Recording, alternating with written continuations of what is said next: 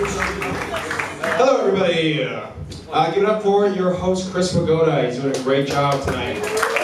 Doing awesome. So a little bit about my family. My grandma just turned 90 last month. Yeah, she's almost done. She had to go to the hospital recently because she had to get a pacemaker put in her heart to keep her heart beating. And if you don't know, a pacemaker is a little device that stops me from getting my inheritance money. Crazy. So a lot of people are having sex, I've heard. You know what I don't get? Like when girls call a guy daddy during sex, it makes no sense because a girl can say daddy all she wants, it's perfectly fine. But I scream mommy one time, and I'm the serial killer. I was actually with a girl who had she had a daddy thing, so I was like, oh, what do you want to do tonight? And she's like, oh, I want you to be my daddy. And I'm like, oh yeah? I got a better idea. How about I'm your therapist? And then we find out what the fuck is wrong with you. I tried it though. I tried being daddy. I'm really not good at it. Because I was like, oh, what do you want to do tonight? And she's like, oh, you should be my daddy. And I'm like, oh yeah? Okay. I'm your father. You're my daughter. We're blood relatives. Remember when I taught you how to ride a bike? She was like, please stop that. So I'm from New York, and New York is quite a crazy city, especially the subways can be really crazy. I was in the subway one time and I saw a sign that said, a crowded train is no excuse for unwanted sexual behavior. That means that someone got arrested for unwanted sexual behavior, and that was their real excuse. The police arrested him and they were like, did you jerk off on a woman's hand? And the guy was like, it was crowded? What was I supposed to do? Listen, why don't you put up some signs? Next time we won't have a problem. So I've been living in Thailand for about 2 years, and I'm still amazed at what people will try to sell you on the streets. Like my first day here, I was on the street and this old man gave me the craziest sales pitch I've ever heard. I was walking around, he comes up to me and he's like, you want a motorbike taxi? I'm like, oh no thanks, I'm good. He's like, okay, cocaine? I didn't know what to say. I was like, oh, not today. I just had a big breakfast. It was like, all right, you want boom boom? I was like, with you? I was like, oh no, I actually really can't. He's like, okay then. Blowjob, 1 hour. I'm like, 1 hour? 1 hour? That's not even enjoyable anymore. That's an ordeal. That's something I have to get through. But I'm trying to be like, culturally respectful, so I bought the blowjob. And he was terrible. Oh my God. I should have done boom boom. That was waste of time. So I use Tinder, and I notice on Tinder a lot, even when you're looking for girls, sometimes you'll see like a gay guy sprinkled in among the women. You guys get that?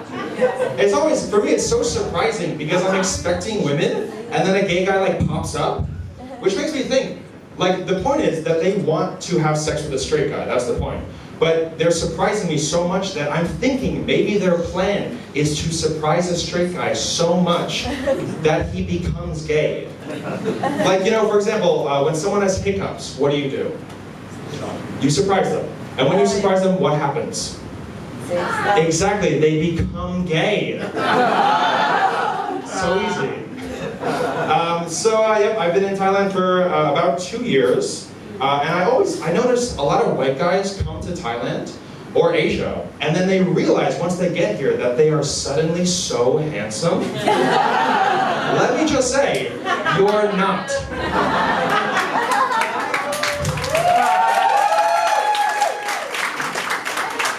You are what I call Asia handsome.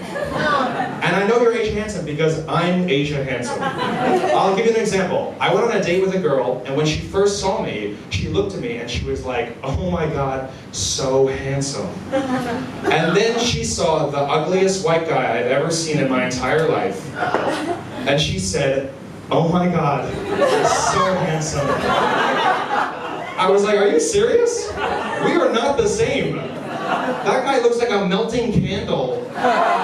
He looks like me if I was microwaved. Yeah. So I went back to America last year, and I noticed in America, like, people still make the same dumb Asian jokes, and it's always the same one, like, over and over again.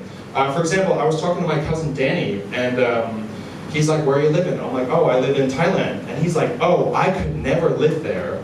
I would be so confused all the time. You know, because everyone looks the same. I'm like, Danny, you are the stupidest person in our family. I saw you bite a McDonald's hamburger with the wrapper still on.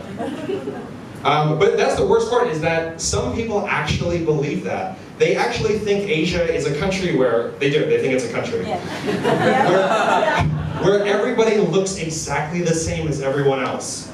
Could you imagine the chaos in a country where everyone is identical? Like, people walk into their houses and they're like, are you my family? And their family's like, we don't know. You go on a date with a really hot girl, but it turns out it's your uncle. And your uncle thought you were the hot girl.